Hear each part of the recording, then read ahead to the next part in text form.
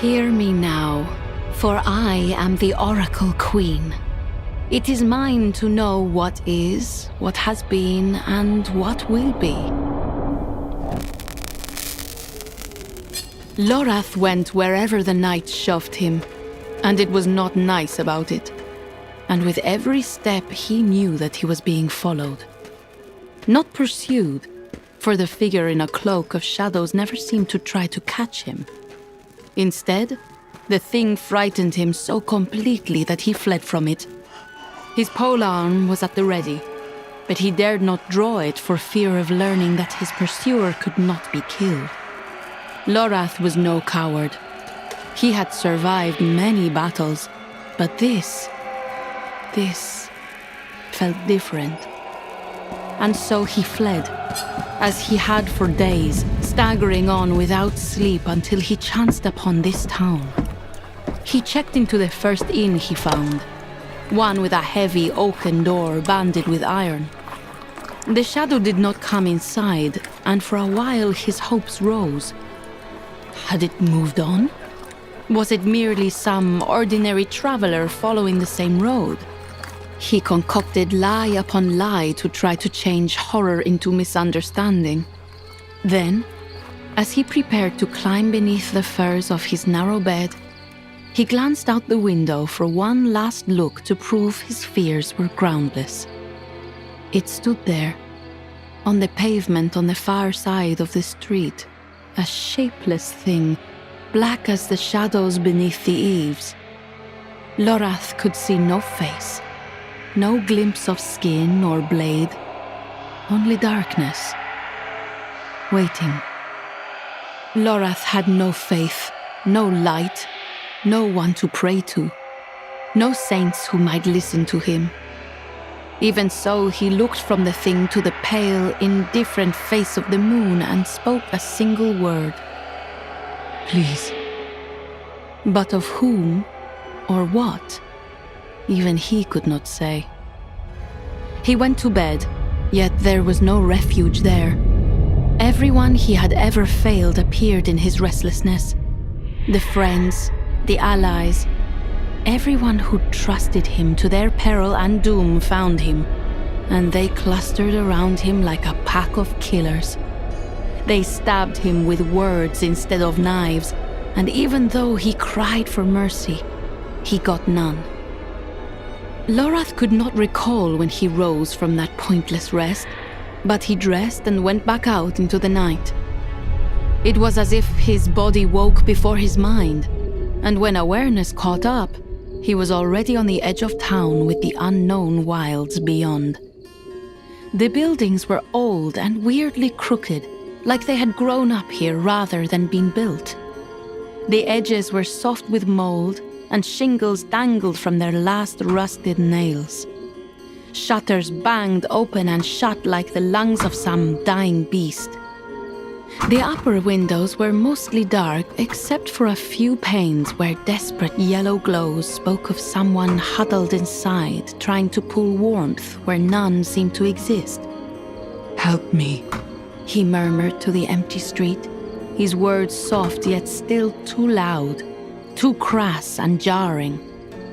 Only the sky listened, and he half crumbled beneath the weight of its indifference. It was no friend to him, though he had once thrived in its embrace. His brethren, the Horadrim, had never feared the night. They had been torches of truth and strength that burned against the darkness. Their flame had flared brightly, and by its glow, the Horadrim had raised their staves and scrolls and defended sanctuary. He ached for the light of that flame, for its heat.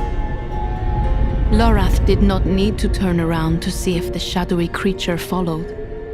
"Please," he begged again, pleading with the night itself, perhaps. He had no real idea, and so he kept moving. His feet felt heavy, oddly weighted and misshapen. The soles of his boots caught on every cobblestone, every curb, even on the edges of shadows. He leaned away from the wind, but there was no angle to be free of it. The thing that pursued him seemed to radiate its own cold, sending it like waves of cavalry to hunt and slash at him with blades of frost. "Leave me be!" he shouted, and when he turned, he saw the figure was undeterred.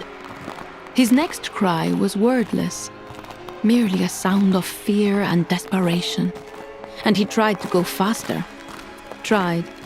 Failed. The wind howled so fiercely it seemed to invade him and made Lorath forget how long he'd been out in this terrible cold. When he paused, clinging to a door frame or a hitching post as he fought to breathe warmth into his frozen lungs, he looked wildly around. People came out of the gloom and passed him. Some gave him frightened glances and hurried on.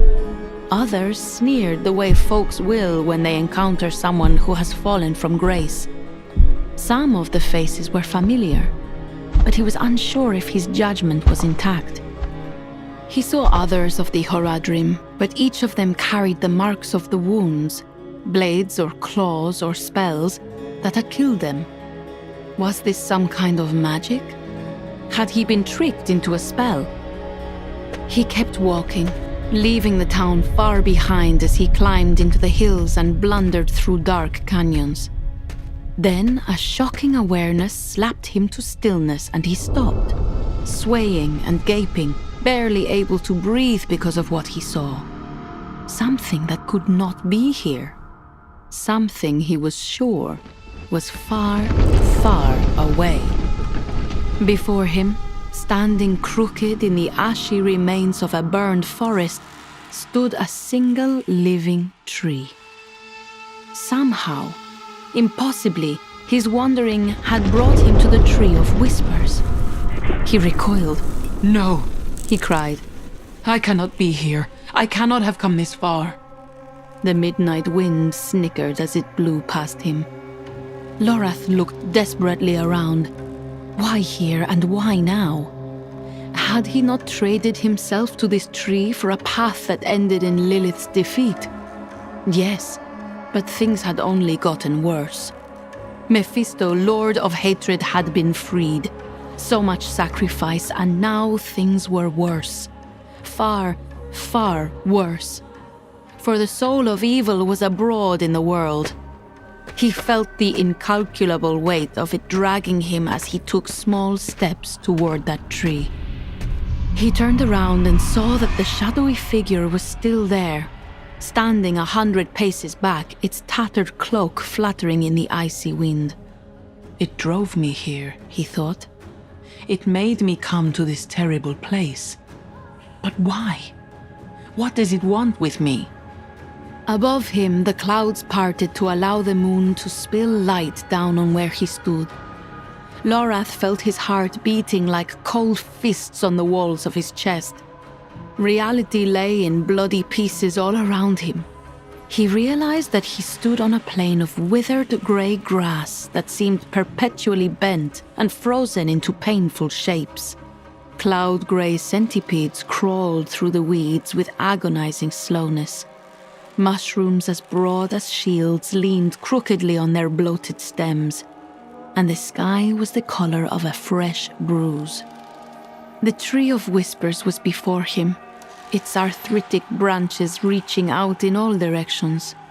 From each of the many tree limbs hung grotesque fruit, large as pumpkins, vaguely round and hideous.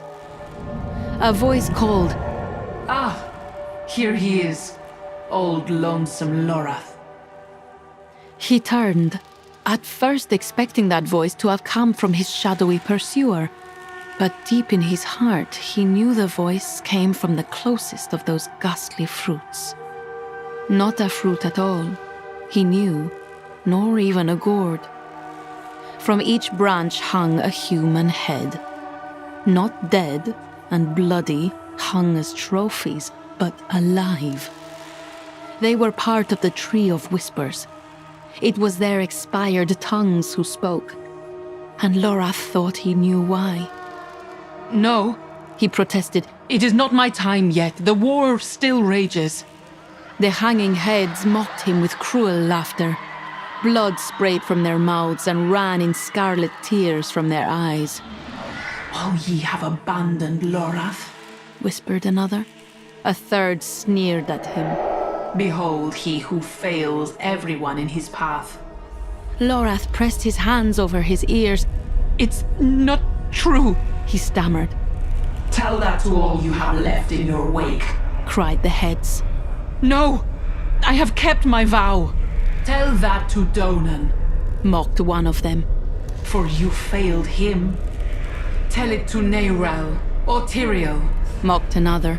And on with eyes opening and mouths speaking in haunting voices. They scorned him for his failures, counting them, forcing him to remember each person whose life had collapsed because of his poor judgment, because of his arrogance and overconfidence, the ones who'd believed in him to their peril and damnation. Behind him, Lorath could hear the veiled creature approach. What was the thing? Was it the rage of everyone he'd wronged made manifest? Was it the shadow of the deaths he had caused? The people he'd left behind? The lives he'd ruined? Without knowing how, Lorath felt that his guess was correct. He was caught between the consequences of his actions and the certainty of his impending doom. Even so, he found a splinter of courage left inside his bruised soul. "No," he roared, speaking to the heads and the ghost. "I tell you, I have stood against the darkness." "Tell that to Elias," sneered another head. And when Lorath looked, to his horror he saw that it was Elias himself. His head, with its torn and bloody stump of a neck. Elias, with accusation burning in his eyes. "You must listen," begged Lorath. "I have done my best to—" Every single one of the countless horrors shouted him down, battering him with the same bitter accusation. "Tell that to Neyrel." "No, no, no!" Lorath screamed at them to be silent, to listen to him, to have mercy. The heads fell quiet, but Elias's eyes were locked on him. "Oh, worry not, Lorath. Your choices will catch up to you soon enough. No, please. You will be here soon. By what justice is left in this world, no. Here, with me, with all of us. No, no, no! Soon," whispered Elias. "Very soon. Just look." Despite the rising terror in his chest, Lorath looked. He knew he should not, that no good could come of it, but he looked anyway. And there, hanging from a limb beneath all the heads, Lorath saw the most dreadful fruit swaying in the cold wind. He saw his own head there, hanging slack-jawed, grey-skinned, eyes filled with the total terror of absolute failure.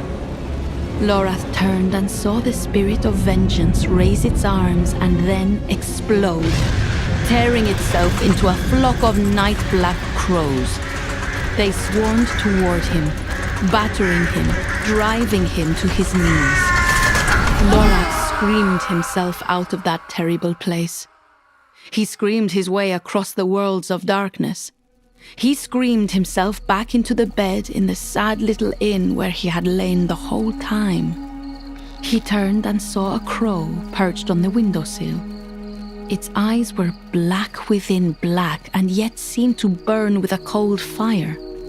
Lorath snatched the knife from beneath his pillow and lunged at the creature, stabbing with such powerful hate and fear that the blade buried itself 3 inches into the sill. But the bird flew out into the night. As he collapsed back, a noise floated across the midnight sky. The sound of the crow's call, mocking him like laughter. Lorath thought he felt the heat of fire and the stink of brimstone, as if the hells had blown him a kiss.